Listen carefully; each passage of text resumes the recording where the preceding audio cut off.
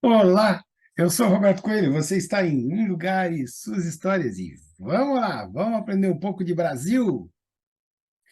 Eu estou falando.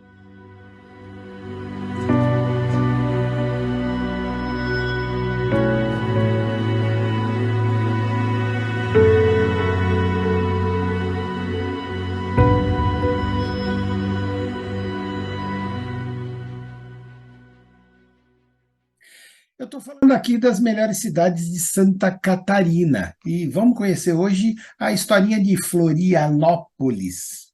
É, no início ali do século XVI, isso mesmo, embarcações que se deslocavam para então a Bacia do Prata aportaram na ilha com água e víveres, muito importante, né? Água e comida.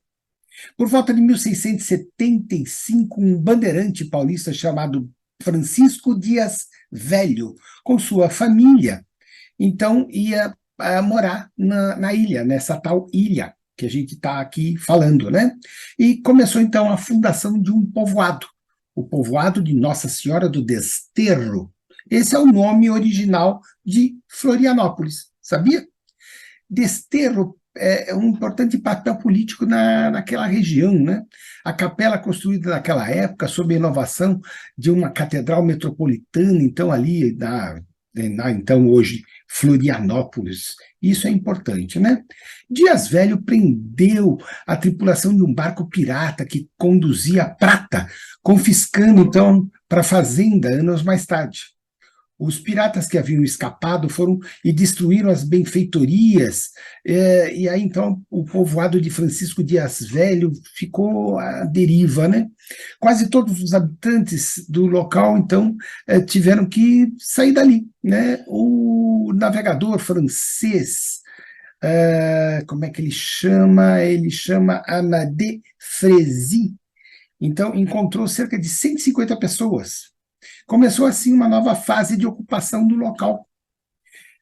A povoação de Desterro, então, foi elevada à categoria de vila, 1726.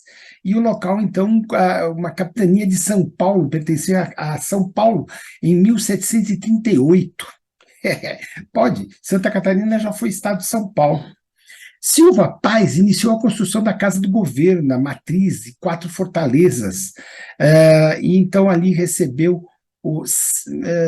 os primeiros casais agricultores açorianos da ilha dos Açores. A agricultura e a indústria, então, de algodão, de linho, floresceram ali. E nesse período, em meados do século já XVIII, não é?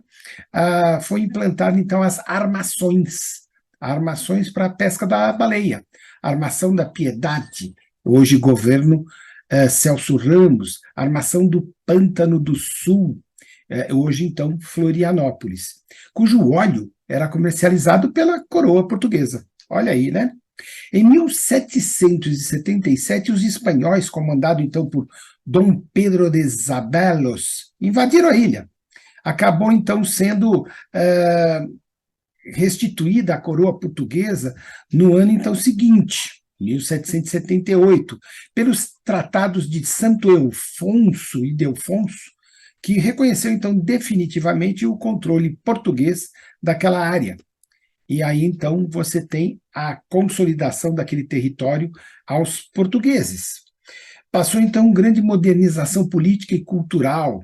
E aí, então, na metade do século XIX, na Guerra do Paraguai, a vila de Desterro viveu dias de grande história, né? Grande agitação, por ocasião da Guerra do Paraguai.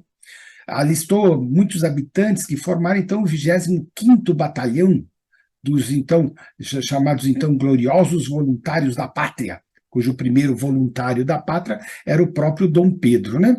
Tornou-se então ali esse período, né, Santa Catarina, província de Santa Catarina, e então aquela área do Desterro passou a ser então a capital da província. Mais tarde, após a proclamação da República, houve uma comemoração, a construção de edifícios públicos, e aí então o comando de Marechal Floriano Peixoto, em 1894, mudava o nome daquela localidade, então, agora para cidade de Florianópolis, né? Floriano Peixoto, cidade de Floriano, Florianópolis, polis, cidade, né? Durante o século XX, a cidade sofreu profundas transformações em outros fatores.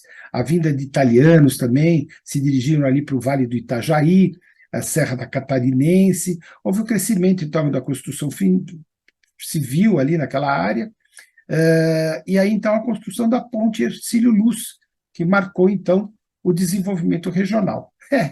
Um monte de história, né? Um lugar e suas histórias. E hoje nós tivemos aqui nesse pedacinho de tempo a história de Florianópolis.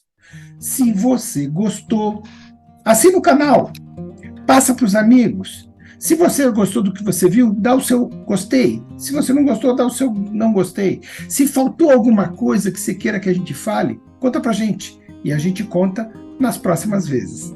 Até lá!